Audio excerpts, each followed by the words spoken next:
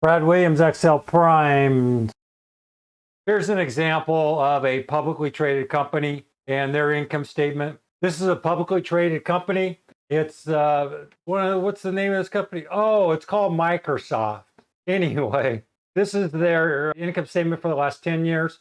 This information is available to the public. Securities Exchange Commission requires it. This is considered a 10K, an annual report. It's available here at Microsoft's website.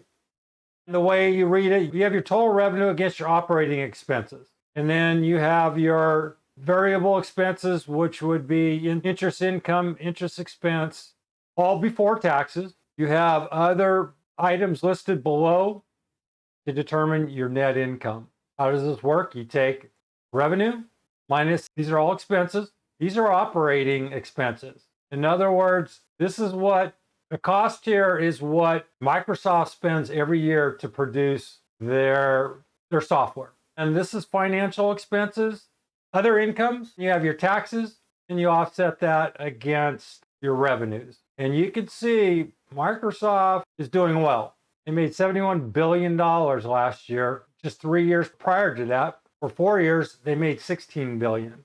I think they turned over a few rocks and found that subscriptions is a profitable business.